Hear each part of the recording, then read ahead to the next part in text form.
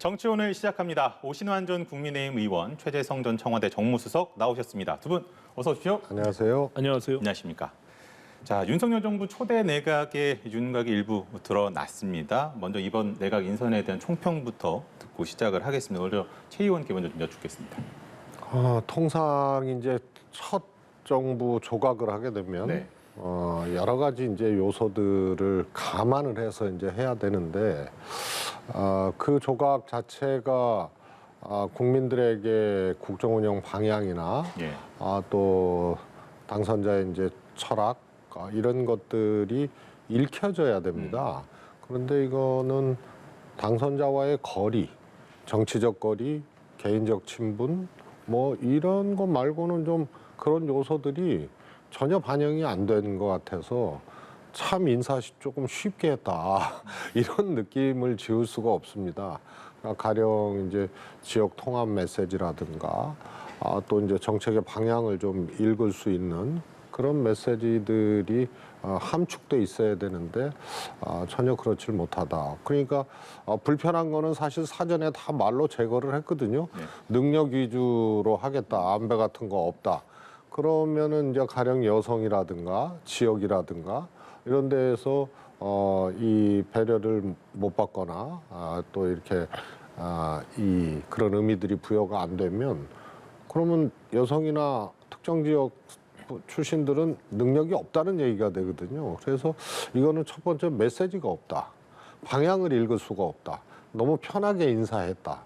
그리고 상대적인 박탈감을 느낄 수밖에 없게 특정성, 특정 지역을 그렇게 사실상 이제 폄훼해버린 그런 결과가 나와서 너무 손쉬운 조각을 하지 않았나 싶습니다. 냉정하게 평가해 주셨어요. 굉장히 비판적으로 말씀하셨는데 사실 1차 내각 후보자 8명 발표한 거고요. 향후에 이제 10개 부처가 여전히 남아있고 예. 또 지금 말씀하신 대로 뭐 특정한 정치적 고려나 안배 뭐 이런 것들 없이 실력과 능력 위주로 하겠다는 것은 지난 경선 과정에서 끊임없이 당선인께서 말씀하셨던 내용입니다. 네. 그런 측면에서는 저는 뭐 굉장히 안정적으로 그리고 또 지금 여소야대 전국에서 상당히 어떤 측면에서는 말씀드린 그 실력에 굉장히 치중돼 있는 그리고 뭐 예를 들어서 뭐그 총리 후보자의 경우는 과거 민주당 정부에서도 충분히 등용됐던 그런 인사이기 때문에 사실 정치인을 상당수 배제한 것으로 봐서는 저는 오히려 그런 것들이 지금 문재인 정부와 차별화되는 국민들께 호평받을 수 있는 그런 실력 위주의 내각 인선이 아니었나 이렇게 보거든요. 왜냐하면 문재인 정부 5년 동안 사실 국회의원으로서 정치인으로서 장관이 등용돼 있는 분들이 19분이나 됩니다. 예, 그래서 그런 측면에서는 또 인사청문 보고서가 채택 없이 강행해서 밀어붙인 그 장관 후보자들이 31번에 걸쳐서 있었거든요. 그렇기 때문에 이제 그런 여러 가지 것들과 차별화된 여소야대 전국에서 또 인사청문회를 거쳐야 되는 그런 측면에서 고려가 분명히 숙고된 것이 아닌가 저는 이렇게 보고요. 상당히 전문성 위주의 안정적인 내각 후보자들을 발표했다라고 보여지는데 뭐 앞으로 이제 2차 10분의 이제 부처가 남아 있기 때문에 지금 말씀하신 뭐 여성에 대한 부분들 또 아니면 지역적 안배 이런 것들이 과연 어떻게 최종적으로 평가가 될런지는 좀 지켜볼 필요가 있다 이렇게 보여집니다. 예. 오 의원께 좀 추가로 이어서 질문을 드려보면은 사실 이태규 의원이 그 오늘 인수위원회에서 사퇴 의사를 밝혔습니다. 네. 사실 뭐 행안부 장관 입각설이 좀 돌았었기 때문에 사실 이번에 1차 8분에는 이른바 안철수계라는 분들이 이제 없다 보니까 혹시 이거랑 좀 겹쳐서 있는 시선들이 좀 있는 것 같아요. 네, 그렇게 볼 수 있다고 저도 생각합니다. 예, 어쨌든 공동 정부 운영에 대한 부분들을 경선 과정에서 약속했고 또 인수위에 참여하지 않았습니까? 네. 그런 측면에서는 뭐 이태규 의원이 행안부 장관으로 계속 물망에 오르내렸는데 그것이 이제 안 되다 보니까 또 정치인 배제에 대한 그 기준을 사실은 선거 기간 내에 당선인께서 오랫동안 말씀을 하셨거든요. 그렇기 때문에 사실 2차 인선에 대한 나름대로의 어떤 불만과 또 그 부분에 대한 또 뭐 본인의 어떤 입장을 저런 식으로 한 것이 아닌가 이렇게 생각이 드는데요. 상당히 좀 우려스러운 측면이 있습니다. 예, 저 부분에 대한 향후에 어떻게 저것이 수습될지는 좀 지켜봐야 될 것 같습니다. 선생님께서 어떻게 읽으셨습니까? 저는 이제 정치인의 입각에 대해서 당선자가 배제하는 발언을 했다고 하는데 저는 잘 모르겠어요. 그리고 벌써 지금 그거는 행안부하고 법무부 네네. 장관의 경우는 예, 그거는 지금 이 문재인 정부가 했던 그런 인사들과 달리 정치적 중립성을 필요로 하기 때문에 예, 경선 과정에서 여러 번 말씀하셨습니다. 예. 다 행안부뿐만이 아니고 다 정치적 중립성이 이제 필요한 거죠. 내각은. 그래서 벌써 정치인 2명 했거든요. 지금 절반도 인선을 안 했는데 그래서 그 말은 좀 사실관계하고 조금 다른 것 같고요. 또 하나는 실력 위주, 능력 위주 인사라고 했는데 그런 근거가 없어요. 예? 그래서 왜 지금 내정한 사람이 능력이 있고 실력이 있다는 거냐. 심지어는 문체부 장관 내정자 같은 경우에는 전두환 찬양 발언을 글을 직접 기고를 했었던 분이고 또 복지부 장관도 또 결혼이 애국이라는 식의 아주 좀 무지하다 그래야 되네 그런 발언을 했던 분이라서 제가 보기에는 조금 걱정이 되는 인사고요. 또 하나 그 이태규 의원이 지금 인수위원을 사퇴하고 입각 의사가 없음을 천명한 것은 저거는 심상치 않은 조짐이거든요. 이태규 의원이 행안부 장관으로 거론이 됐을 때 그때 소위 윤핵관들이 나서서 부인을 해버렸거든요.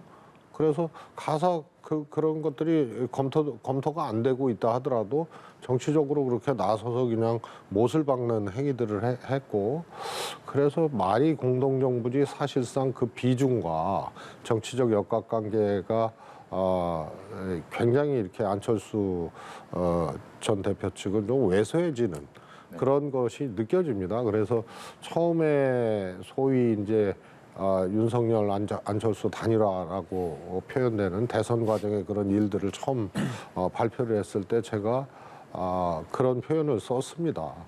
사실은 얼마 못 갈 거다. 그리고 곧 버림을 받을 텐데. 근데 지금 이태규 의원의 사태는 그런 신호탄이라고 생각을 합니다. 그리고 그 이전에 안철수 전 대표가 본인은 총리 생각 없다고 했거든요. 그러니까 현재 아무런 계획이 없는 거예요. 그러면 정치를 포기한 거냐? 그거는 모르겠으나 은퇴한 거 아니거든요.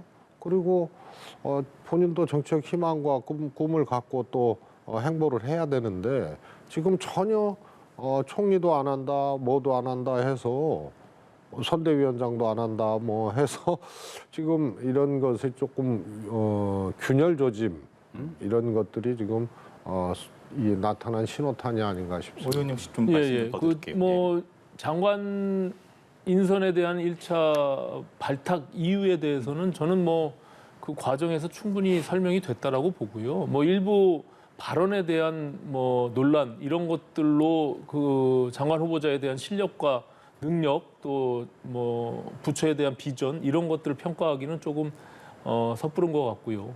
지금 최재성 의원님 말씀하신 그 안철수 위원장과의 어떤 공동정부, 경선 과정에서의 어떤 합의 내용 이런 것들은 사실상 지금 이태규 의원의 사태가 심상치 않은 부분들도 저도 느껴지는데 그것이 어떻게 이제 수습이 될지 또 그것이 사실 쉽지 않은 겁니다. 사실은 정적인 이제 당대 당의 통합들도 지금 논의가 진행되고 있는 과정에서 여전히 아직 통합이 되기 전이고요.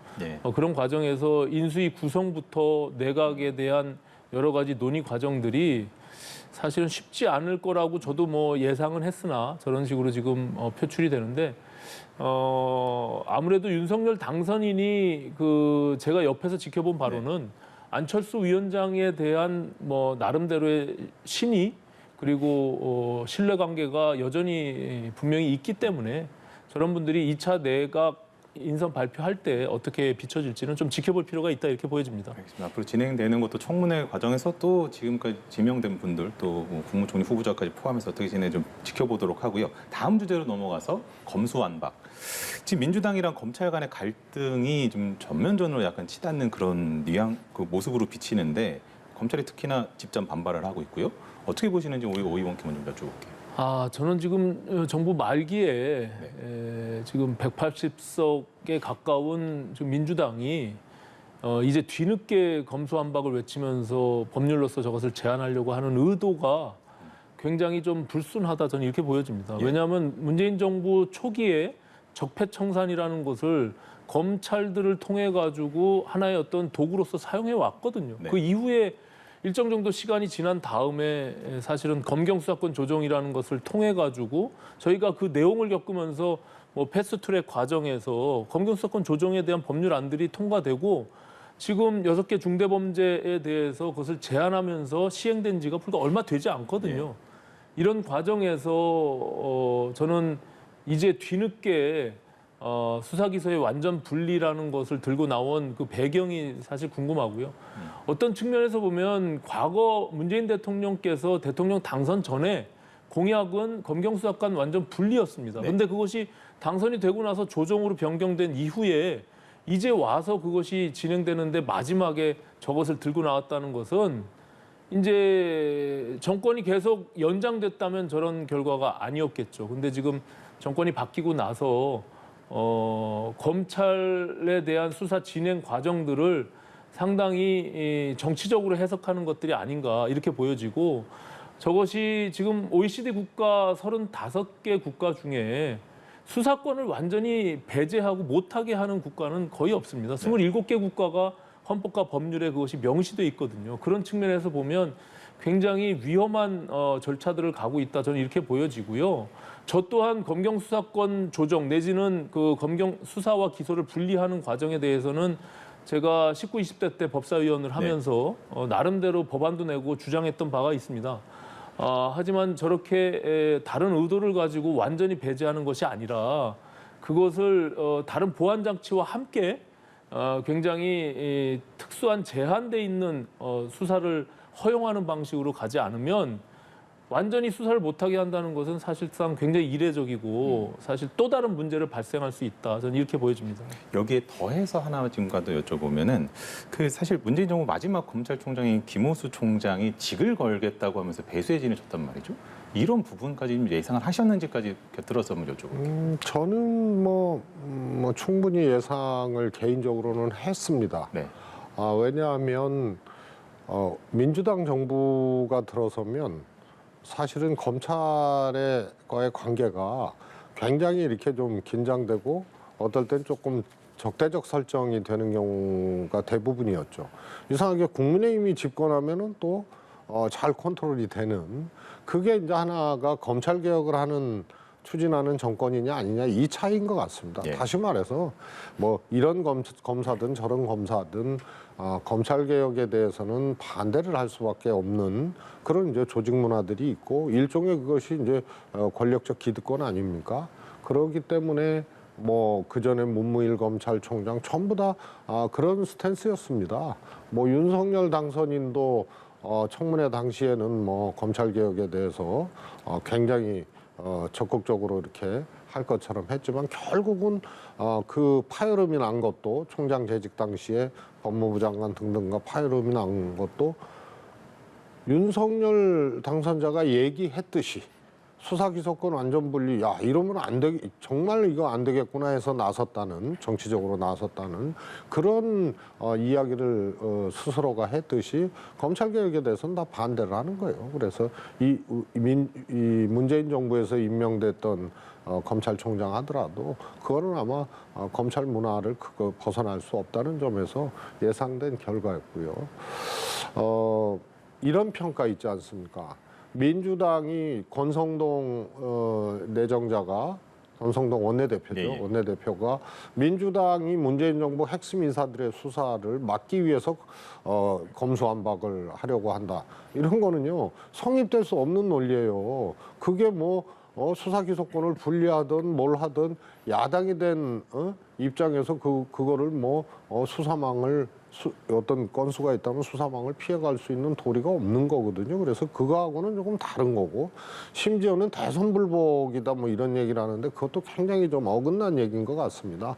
그래서 그건 좀 지나친 국민의힘의 이제 반응이고요. 다만 저것이 우선 민주당 의총을 넘어야 되고요.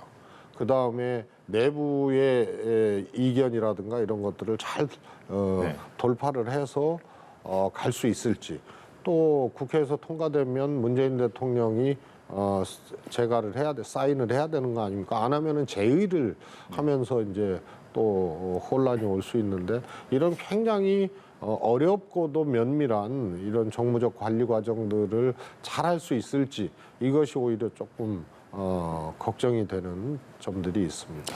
네. 이 검찰 수사권을 완전히 박탈하는 것이 검찰 개혁이라는 프레임에 저는 동의할 수가 없고요. 기본적으로 문재인 정부가 지금 이미 다 끝나가는 과정에서 왜 정권 초기부터 그러면은 소위 주장하는 검소한박을 하지 않고 예. 소위 수사권 조정이라는 것, 그리고 그 국회를 그 난리를 피고 지금도 재판이 진행되고 있는 패스트트랙 과정에서 하지 않고 이제 와서 거의 이제 차기 정권이 출범하는 과정에 저것을 주장하는지, 그 의도 자체가 굉장히 불순하다는 거예요. 그리고 검찰의 수사권을 완전히 박탈하는 국가가 거의 없습니다. 예? 수사를 제한하고 또 어쨌든 소추 기능을 통해서 수사를 경찰의 일차적 수사권을 부여하면서 그것을 통제하거나 이런 과정들은 있지만, 어떻게 수사 자체를 완전히 못하게 하는 저런 법안들의 발상들을 내는지, 저는 그것이 검찰 개혁이 전혀 아니고 오히려 국민들께 더 큰 불편함을 초래할 수가 있다. 저는 이렇게 생각하고 있기 때문에 저거는 굉장히 중요한 문제입니다. 우리나라의 형사소추 사법 제도에 대한 것이기 때문에 이렇게 논의 없이 졸속으로 거대 민주당의 그 다수 횡포로 밀어붙일 수 있는 문제는 아니다. 이거 굉장히 신중하게 해야 될 필요가 있다, 이렇게 보여집니다. 마지막으로 최 의원님 네. 말씀까지 듣겠네요. 내일 이제 민주당 의총이 있고 당내에서도 살짝은 이견이 조금 있다라고 들었거든요. 네, 그렇습니다. 그래서 그게 이제 검찰 개혁을 추진하면서 네. 저게 민주당 내부가 정말 혼연일체가 돼도 쉽지 않은 그런 이제 과정들이거든요. 그런데 내부 관리가 안 되고 이견이 이제 도출이 되고 이렇게 되면 오히려 민주당이 아주 어려워질 수 있는 그런 거고요. 또 이제 대통령 사인까지 해야 되는 이런 예. 과정들이 있기 때문에 시기적으로 5월 9일까지 이것을 할 수 있을지의 문제에 대해서는 여전히 조금 살펴볼 구석들이 좀 있는 것 같고요. 그래서 이게 검찰 개혁을 추진하는 민주당의 화로 이게 다가오지 않기 네. 위해서는 정말 의총부터 시작해서 내부 관리가 잘 돼야 될 텐데, 그게 조금 관찰 포인트이기도 하면서 조금 걱정되는 부분들이 있고요.